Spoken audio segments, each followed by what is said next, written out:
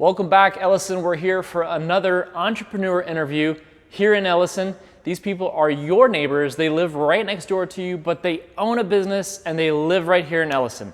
If you're interested in supporting local businesses, this is what we're all about. We're here to hear Jwuanita Core's story today, but we've had many others come before her as well and interviewed. If you want to go back and refer some of that business to a friend, a neighbor, so on and so forth, you remember the interview and a conversation, they're all on YouTube. Feel free to scroll back through the podcast that we've had there and share that to support local. So today we get to meet Miss Jwuanita Core, the owner of, is it JTI Tax and Accounting? JIT. JIT, I mixed it all up. JIT Tax and Accounting. And we get to learn your story a little bit more. So tell us, who is Jwuanita Core and how did you end up here in Elyson? In Elyson. Well, thank you so much, Aaron, for having me come on this platform and talk about how I ended up in Elyson and what I've been doing. So I am originally from Boston. Boston? Yeah. Can't even hear it in your accent. I know, I don't supposed to have an accent. Deep accent, unless I'm saying A's, and, again. And then it comes out? Yes. Okay. Yes, it comes out a little bit, depending on, what I'm saying. And if I'm around, people. Then they get you going, you get in the Exactly, feel, when I see. Get going, then I'm like out of work mode, then you could kind of hear it a little more. But yes, I'm originally from Boston, and I kind of moved around a little, I went to school in Atlanta for a little while, and then went back to Boston. Okay. And then moved here.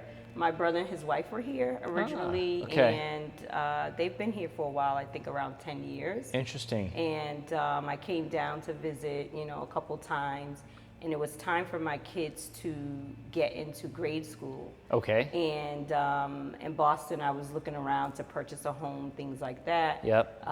And it's just a little difficult to find an affordable house in a neighborhood that has a great school. Yeah. And Katy, was a perfect place to get those two things together. So to buy a home that I would love, and also to have a great school system district for my kids. That's awesome. That was my choice, and that's how I ended up in Elyson. And does your brother live in Elyson today? He doesn't. He lives in South Katy. Well, we can help him with that. We can move him in here. Yeah, that would be awesome. That's awesome.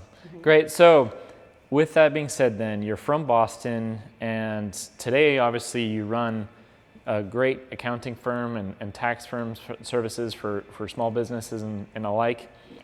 But how did you get started in that? Is that something you always did, or walk us through that process? Yeah, so two ways I ended up in tax, starting a firm. Yep. Was when I was in Atlanta. I met my business partner then. Okay. And I was going to school for accounting, so that was my major. And he was starting a tax office, and he kind of just asked me if I wanted to join the team, to just be a preparer at that time. Awesome. And what happened is that the first year that we worked together, we just did a great job together in terms of bringing business, kicking out returns. And so he asked me to be his business partner the following year. Very good.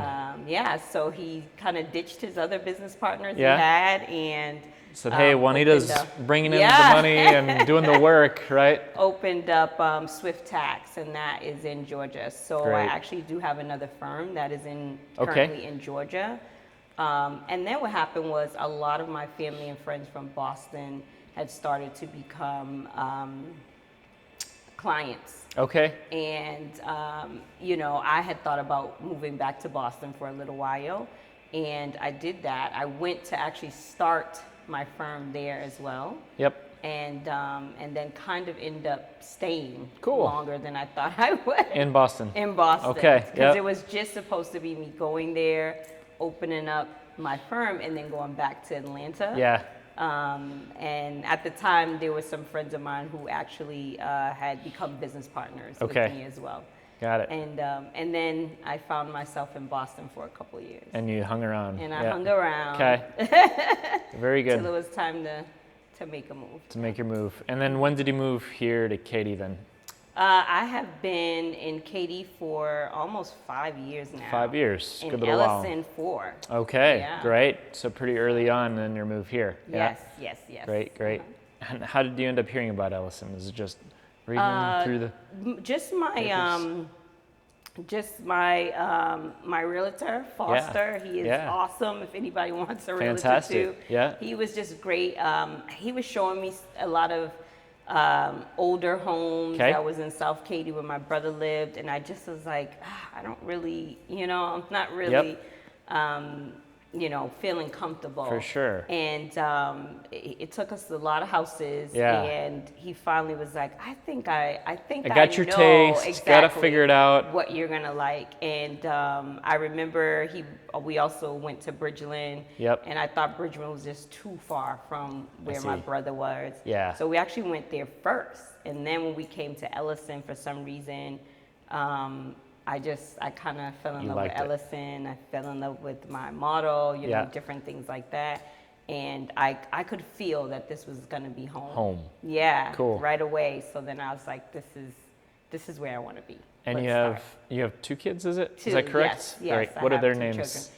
Anthony and London, Awesome. 10 and 9. Great. Yes. Are they in, what schools are they in? McElwain, my son, oh my goodness, I can't believe it. He is actually going to 6th grade. Ooh, 6th grade, middle schooler. Middle school, so he's going to start Nelson in the fall. Yeah. So we're kind of excited, about that, to see how that goes. Very cool. Fun new experiences all coming up in just a matter of weeks now. I know, I can't believe it. Goes by very quick. This summer went by so quick, I can't even believe it. Yeah, absolutely. No, great. So you started off in tax first, is that correct? Yes. And then how did you go about bringing in new business? What was the way that you marketed and really kind of made a name in that business to begin with? I feel like, in Atlanta, we really were just tax, a lot of it was just individual and small business tax preparation was our main focus. When I moved back to Boston, just being able to already know my community and a lot of people, like young professionals, a lot of friends of mine also starting businesses. And it actually turned a lot into small business advisory. And one of the reasons 2 reasons why I actually moved into more like tax advisory, small business support was really from my own failures. I had seen myself, do a lot of different things in business that we're told to do that is actually not what you should do. You know what I mean? Like use your own money to start your business. Or borrow from family and friends. Sure. Like all of these things that actually end up keeping you not from growing, right? Interesting. Okay. Yeah, and I had to just learn the hard way financially, with my business understanding, business models and revenue and margins. Sure. Even coming from an accounting world, it still was different for me when I was in my business, right? And out of that, it really grew for me to really have, the motto in Boston was really about, growth. Managing, your finances in your business and keeping your profits. And through that, my firm just grew working with other small businesses and creating this business-to-business model. Where I would also refer out my clients to other small businesses, and we just really started working together in that way. Interesting. So you mentioned something there that, I don't know if it's a mindset maybe or whatever it was, right? Not borrowing other people's money. I know that makes a lot of people nervous, right? Like when they're going out, they're starting a business, it's like, I got the confidence to go start the business. That's one step. And then the confidence to borrow somebody else's money to then build that business. Is that an upbringing mindset you feel like you came up with? Is like, hey, be smart with my money, use my money, or that kind of thing? Or what would you say led that, and how did you change that mindset? Honestly, it wasn't just upbringing. I had also gone to like a bunch of seminars and all these SCORE and small business workshops, SBA, and they all pretty much were saying a lot of that. Borrowing was always last. So it was always like, start. I mean, even sometimes being told like, don't quit your 9 to 5 until Right. like you're in a certain place in your business, like all of these things where I had to learn through experience that that's not really what makes sense in business. You gotta like go all in, you know. Sure. You have to be in it 100%. Yep. And I really learned. I was in corporate, and I had this CEO that I had worked for. Yep. And he kind of became like a mentor of mine. Awesome. And he told me he left where he was. His thing was to like get in there, fix up companies, startups, and then kind of move on to the next, the next startup or the next company after they grew. That was just his thing. Great. So interestingly, he said to me, I had already had my tax firm at the time, and he said to me, he said, hey, you know, if you ever want to leave this place, you know, where I was, he's like, give me a call, and, you know, you can kind of work, you know, with me and, you know, kind of freelance like I do. That's great. And I did that. Yeah. And I just learned so much working under him and in the other either CEOs or CFOs that were in our network, like the people that he introduced me to. And it was so amazing because what they were doing, you know, you know, these are like multi-million-dollar companies, you know. They were doing the opposite of everything that I had learned up till then about business. And at that time, my business wasn't doing much at all. You know, like I had been on the side. This was still a side business for me up until, you know, I had just had my son. I was off of, you know, work on maternity leave. Actually, I forgot that note when I just said I could either go back into corporate or I could call Bob. That literally was the move. It was like I could call Bob, and I decided to call him, and I did not go back to corporate. That's so awesome. After that, It's interesting you say that. We just interviewed another gal, Shelly, interior designer. She had the same thing, like maternity leave, and then, you know, decided after that she was going to go off on her own and do that big jump. So good timing in life to make the leap. And that's when I went 100% into my firm. And one of the first things that he said was borrow to pay yourself. He's like, who's telling you to use your own money? He's like, you need to borrow to pay yourself. Like, do not start a business without considering your own pay.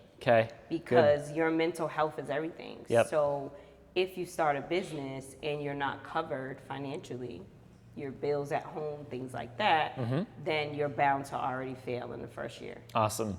So did you make a true just faith leap jump and just did it? Or did you figure out like, what do I need to be able to like back pay all this and grow the business accordingly and put pen to paper? What was that like? No, I actually sat back and just revamped everything. Like I did a whole rebranding.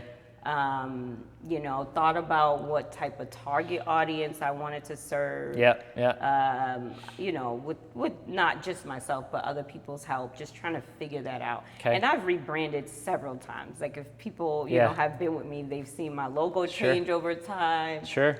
You know, just what services we offer. Because even in my own firm, I'm always trying to grow. Good. So. Very good. Very fun. Absolutely. And so tell us maybe, what are the types of businesses that today you really find you work well with, right? Maybe give us some examples, and I'm sure there's quite a general feel, but. Like, there's a general feel.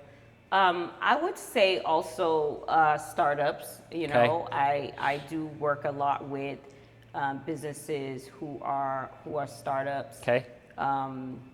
When you say startup, is that like a software technology startup, or no? I mean, like just in general, like businesses who are just getting started. Got it. Like because we really do like a one-stop shop. So you know, we even also do entity formation, things like that for businesses.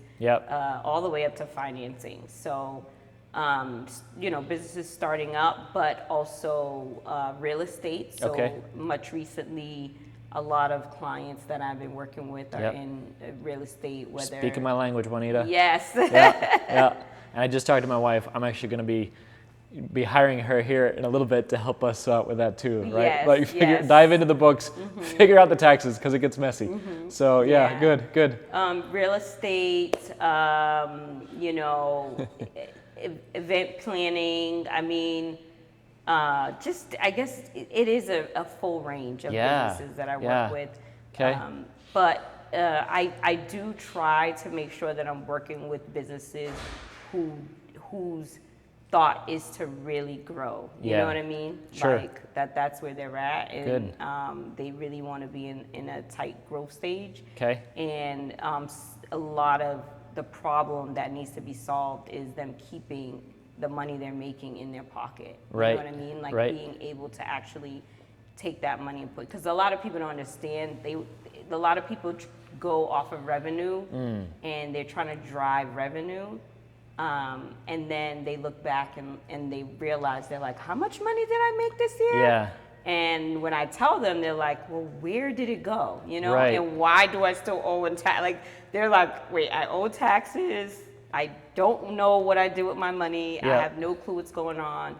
And it's great to just dive into that and explain, what things that you can do as a business owner to make your money work for you. Yep. And be able to take home and really be able to profit from, the revenue that you're bringing in. Right. So I think there's the big difference is the gross income and then your net income, right? Yeah. And the ability to track that, to understand that, and understand what business is good, what business is bad.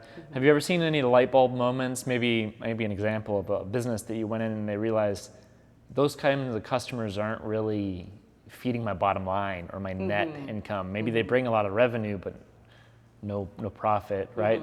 Do you find that common or what's that? I mean, we could stick on real estate. Real estate is a huge one. Okay. I think that, again, people just think they're going to just buy a house or buy an investment property. It's going to be a great deal and they're going to be cash flowing and, and of course you might know, especially if someone's a buy hold, what happens is they really don't plan for the future. They really don't understand if something goes wrong and they got to pour money back into the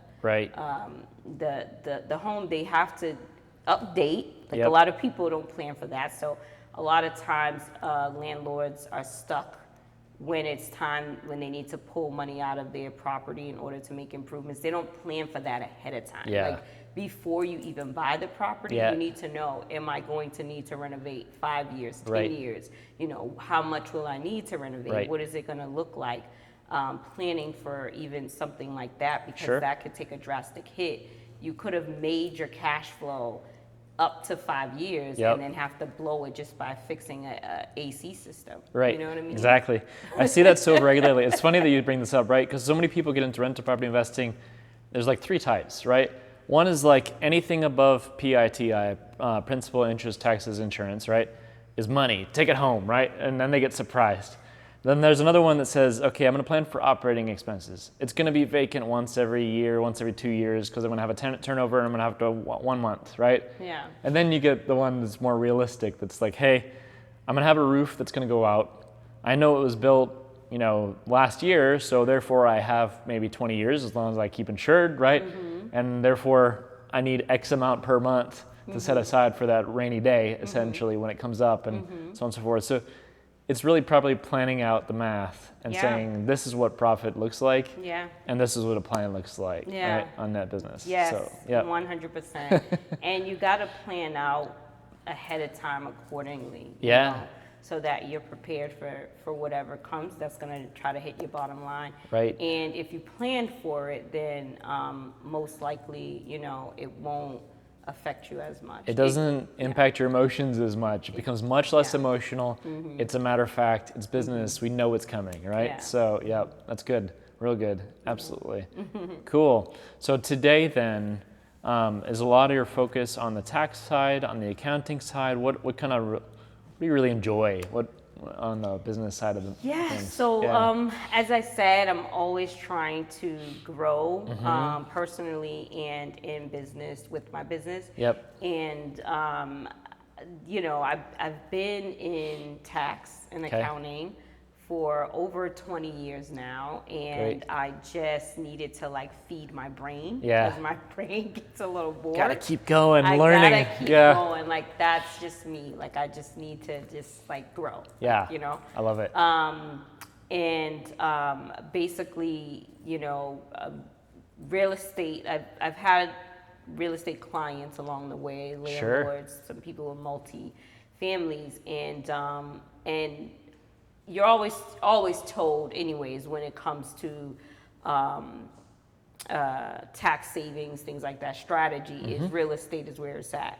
And because I had seen some of the failures, I would say, in real estate as not technically doing what it's supposed to do, I just decided, I said, well, I know I need to also personally get into real estate, but I need to figure out the niche that makes sense. And as I started myself getting into real estate, I had just kind of picked up a love for it. And also because I'm from an accounting background, financing, around real estate and investing.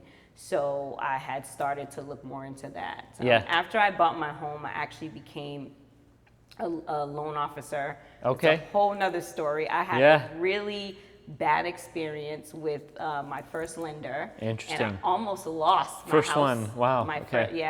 And this is commercial lending, residential lending. Got it. Traditional bank. Sure. And I almost lost my house because when it was time to close, I was just having issues. They didn't pull through. They didn't pull. Yeah, they didn't want to pull through. They were asking me to do crazy stuff. Right. And I had got annoyed with the process. Yeah. And ended up switching my lender last minute, and that worked out.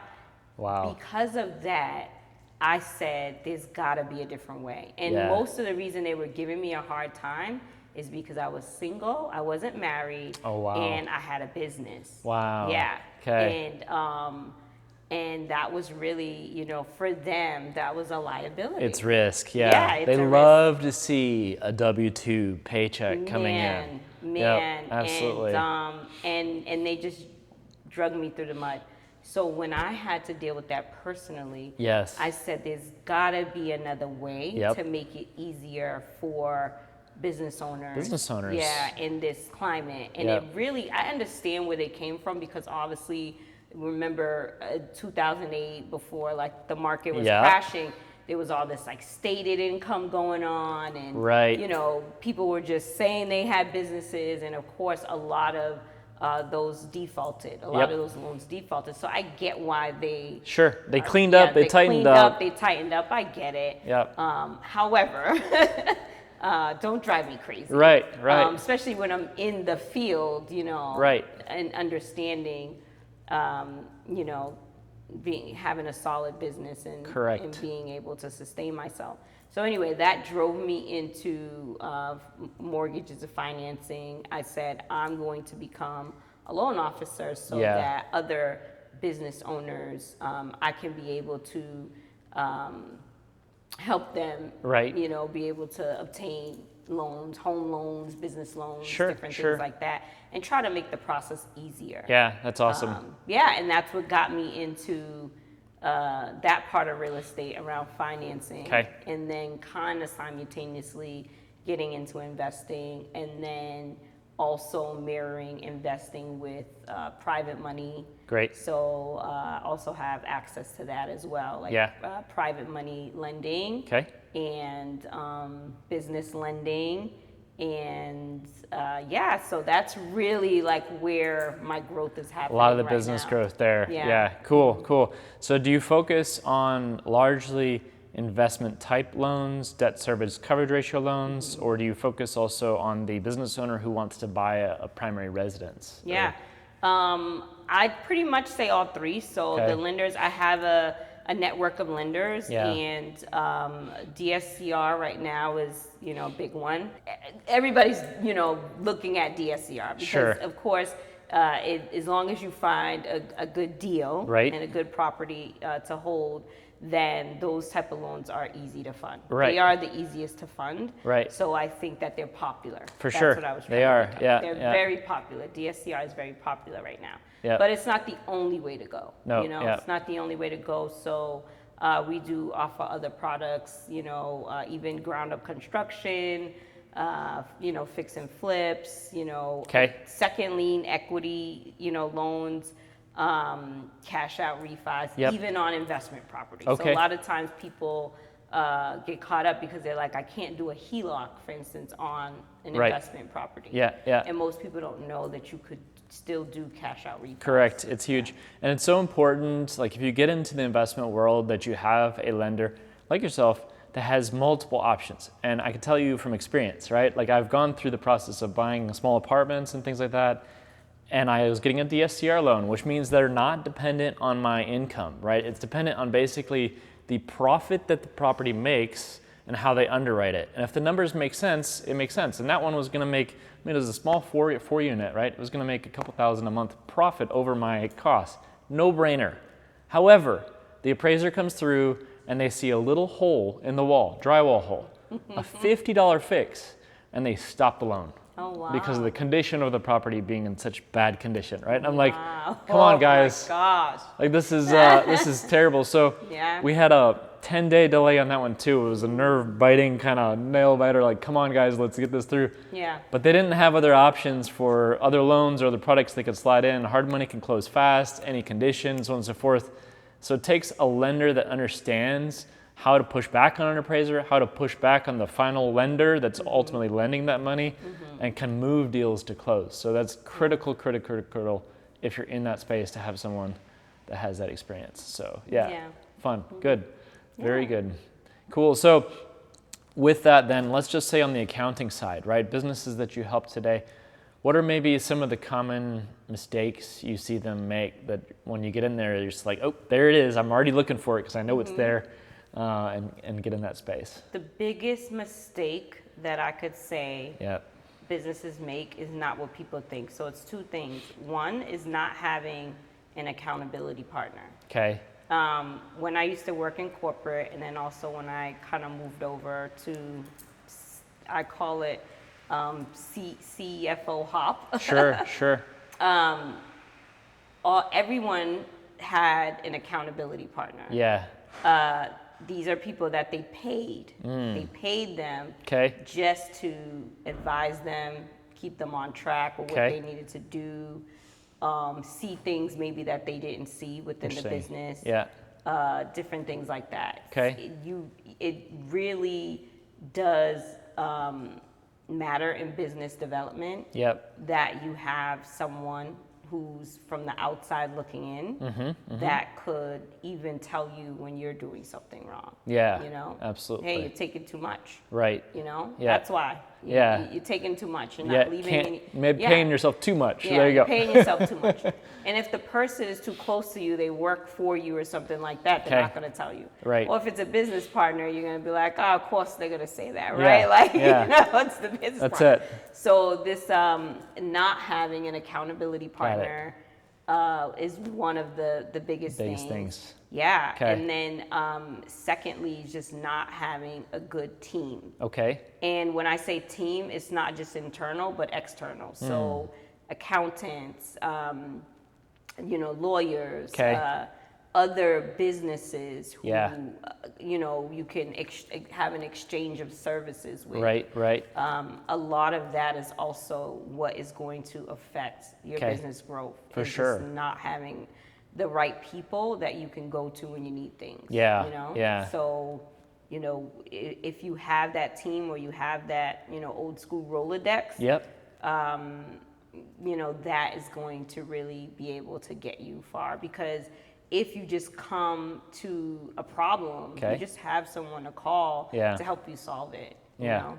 That I could say is the two biggest things that really happen. I mean, we could dive into, also like the way they're handling their finances Sure, and stuff sure. like that. But if you have a good team, someone's already going to tell you that. You know what I mean? So if you have a good accountant, Yep.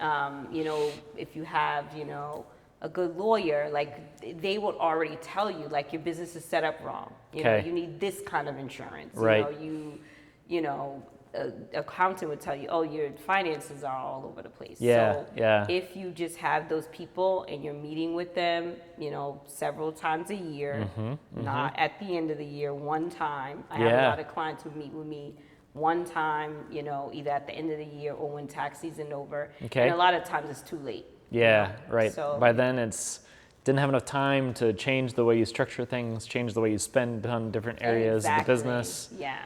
And it doesn't quite yield the results or the goals that needed. Yeah. Cool. So those are the two things I could say. Okay. And just being proactive rather than reactive. You got to be proactive in your business. Yeah. So when you're looking at, your role and involvement there, of course, I can see direct value you bring of, hey, let me help you with your finances, understand what your business is actually telling you, basically. And then do you help them on the team side too, or do you point out like, hey, if you had this, it would be better, or how does that work from a business perspective? Yeah, so one of the great things I could say about JIT is, again, this B2B approach, where it's business to business. Okay. I share my Rolodex and I share my clients with each other. Yeah, that's great. So whenever someone has an issue or problem, I could say, hey, call this person. And this person happens to be another small business. Great. So now there's this exchange of services. Yeah, you're that great networker to bring the pieces together. Exactly. So build the business.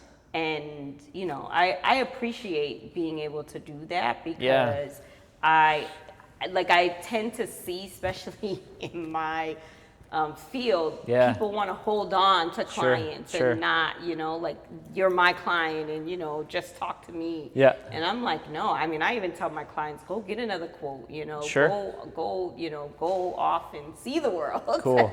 Yeah. Because even, myself, we get stuck in our ways, even with our clients. So sometimes it's also good to just be able to, have clients come in with different opinions. Even for me, I'm like, oh, okay, somebody told you that. Let's look into it. Yeah. Sometimes it works. Right. And it's so interesting because, like, I bet you see a mixed bag of everything, right? You see companies that just have a heap of dirty laundry on the floor, right? And not saying they're laundering money, but just messy accounting, right? And then you have other people, you're like, oh, wow, that's a really good idea. Let me learn something from that and apply that to my business and other businesses that I can glean forward from. Did you take any of those learnings into the now real estate world that you're working in and in that space, or? 100%. Yeah. 100%. I think that how I am even going into this real estate, because this is new for me. Yep. Is really through what I have seen in clients, and again, like you said, some of the great things that they have done that have kept them afloat, and then also those failures, and really just mirroring it with what I need to get out of it. Okay. This is something that my mentor had told me. Well, actually, he was another CEO that we had worked with. Okay. He said, start with your end game. Yeah. That was his advice. I love it. He said, whenever you start a business, whenever you start a project, whenever you start something, you have to start with your end game. Okay. Know where you're going. Know what the purpose is here. 100%. What are you doing? Why are you doing it? Yes. And if you start with your end game, then everything in between is just to get you to that point. Exactly. So there's steps to follow. There's steps to follow. Yes. There's a purpose to follow. Yes. And I think sometimes if we don't do that, like strategically, we start going other places, veering 100%. Off the road, and I think that that's what I think about for me. So when I think about what real estate is for me, my end game, I will just tell you, is to end up with 10 properties, tax free. Yeah. Okay. I don't want to pay tax from the moment I get into those properties up to when I sell them. Okay. I don't want to be paying any tax for any real estate ventures that I get into. So when you say tax-free, does that mean the cash flow is tax-free, or the sale after you sell it is tax-free, or define tax-free? Everything. So everything in between. There are strategies to get into real estate where your cash flow is tax-free. And then also, it just sounds illegal, Jwuanita. It's not illegal. It's very legal. And even with some of our new tax laws, it makes it even easier. Okay, there you go. That's it. Honestly, so it's very legal. 100%. 100%. And as long as you follow, that the right path, the right strategy, then even at sale, when you go to sell, you could even sell tax-free. That's great. And so that's my end game. And to probably make a couple of $1 million off of those properties. Not bad. And not pay one dime. That's it. I love it. Takes planning, takes understanding, takes structure, business structure. I'm sure it's, I think you had talked about this before, like opportunity zones, right? And it's an investment in the community, which is why the government incentivizes investors like you to go do this, is because they want help building those communities, supporting those families, right? And that's why we're given tax breaks, tax incentives, and stuff like that. So it's huge. I love it too, because your thing about working backwards is 100% like what my wife and I work with people too. We like the investor niche as realtors, right? And helping people work backwards. We'll often say, hey, start with, and we took I don't know if you've ever read the book on rental property investing by Brandon Turner. He's the guy that did the Bigger Pockets podcast and all that kind of stuff, right? Super great. We literally copied out of that book, applied Houston taxes, Houston insurance costs, mean averages, because they could swing all over the place, right? And we help people say, hey, this is what a 10-year plan looks like, and it breaks down how much money you set aside to buy houses, and it says year 1 you buy this, year 2 you buy this, year 3 you buy this, and you don't have to go reinvent the wheel. You don't have to go get rich quick and risk everything and then realize the foundation was garbage and lose all your money, right? Like, you can buy turnkey properties, right, that cash flow, even with interest rates that are crazy high like now, right? As long as you stick to your plan, and then when you know the things that come up that surprise you, you have a way to work around it. It just simplifies knowing that this year, all I have to do is this. All I have to do is this. I just have to follow my strategy, and as long as I do that, I can be successful. Of course, nothing's easy. It's always going to be bumps in the road, things happening, but guess what? That's where your team comes in. Correct. If you need cash flow, you know who to call, you know, to be able to pull, and how to do it. You know if, there's a problem with the contractor, you know who to call. There's so many, like I said, having that team is just so... It makes it so much easier when things come up, because they will always come up. I have to tell business owners that all the time. I'm like, listen, things are always going to come up. You're not in business to it's not easy, It isn't easy, but at the same time, I think it's always easier than you usually think in the beginning, right? Yes. Because it's like, and I get this a lot, like, hey, what if the toilet leaks at 3 a.m. in the morning, right? Well, first of all, I've never personally received that call, right? Second of all, what I'm going to do is I'm going to text my plumber and say, here's an address, here's the contact for the tenant, go coordinate a time to inspect it and figure out, was it the tenant's fault or my fault, right? If it's my fault, I'm going to say, text me a before and after picture, and I'll pay you via Zelle. I never went out there. I never even really had to pick up the phone. It was a few text messages and it's solved, right? And it's that simple, right? So it's, sometimes we get these barriers in our mind, and we just have to have a good plan in place to address those things as they come up. And I'll tell you, there's a lot of homeowners out there, investment properties that don't even have a plumber they can call. They don't have their team in Build place. the team. You got to so have important. your team. Or you're going to be getting out your bed at 2 a.m. to go deal with the problem. That's it. And Jwuanita's got a team, so you know who to contact. She's got a Rolodex ready to share. I do have a Rolodex. Property management companies are on my client list. Great. So things like that. Fantastic. No, that's awesome. Oh, great. Thank you so much, Jwuanita, for sharing your story and how you can get started. If somebody here in Elyson, whether it be a business owner or an investor or so on and so forth, they want to get in hold of you for tax, accounting, loan services, what is the best way to find you and to get in touch with you? Yeah, so social media. I don't provide a lot of content, sure, but it is an easy way to get in touch with me. So I guess my tags JIT TAX will get you Instagram, Facebook, all those. LinkedIn, I think, is still JIT TAX. Okay. Also, email is info@jittax.com. Okay. And for real estate needs, funding at Corporate Capital, and that's corporate with the E. Yep. That's how you can reach me. That's it. Yeah. So there you are. You've heard Jwuanita's story. I'm personally really enjoying this too because I know I need help with my taxes, which is exactly what we're going to help dive into with her after this video here. But reach out to her. If you can support local businesses like Jwuanita, please do like, share, and send these videos outwards there. They're all on YouTube for you to follow and share after the fact as well. So great. Thanks so much. Thank you. And I welcome Elyson. My Elyson clientele and Rolodex is growing. There you go. And slow and steady, but I definitely would welcome us even creating this B2B approach just here in Elyson. That would be awesome. I love it. I love it. I love it. Good to always support local and build those networks. Yes. Thanks again so much, Jwuanita. Thank you so much, care. Aaron. It was amazing. Yep.